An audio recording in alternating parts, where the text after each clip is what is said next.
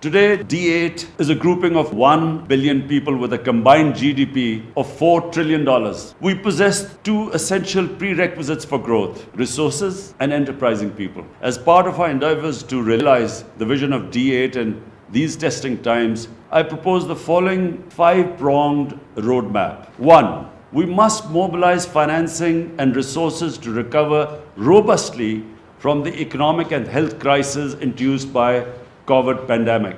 To address the unique economic and financial challenges faced by developing countries as a result of the pandemic, I have already suggested a 5-point plan. This includes debt relief, creation and redistribution of special drawing rights, mobilization of climate finance, and especially for the D8 leadership, eliminating illicit financial flows and return of stolen assets to developing countries. It was in this context that I called for a global initiative on debt relief last April. I invite the D8 members to consider this 5 points and join in advocacy for COVID-related relief measures. 2. We must take concrete actions to achieve the target of expanding intra-D8 trade from currently around $100 billion to $500 billion by 2030. It should include measures like simplification of border procedures, enhancing institutional linkages, and operationalizing new initiatives. We welcome ideas like the D8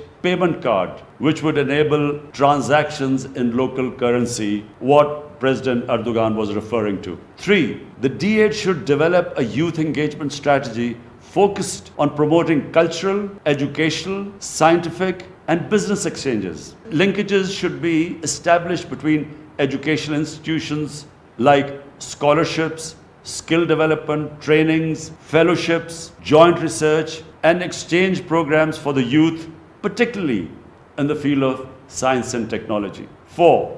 Technological development is a gateway to economic prosperity, particularly in the post-pandemic period when reliance on technology would be greater than ever before in human history. To remain competitive, we must promote knowledge-based economies, increase expenditure on research and development, and focus on rapid digitalization. Pakistan has recently hosted the inaugural meeting of the D8 Network of Pioneers of Research and Innovation. 5. We should make D8 more relevant to the lives of our citizens by promoting food security, enhancing cooperation in health, holding joint sports events, and helping each other during natural disasters. To achieve these goals, we need a high level of commitment and mobilization of financial resources by both developed and developing economies. Partnerships between governments, international financial institutions, businesses, and civil society are essential to leverage technology, innovation, and skills to enable every young person to have all opportunities to realize their potential. I'm confident that our collective wisdom and commitment will bring a new vigor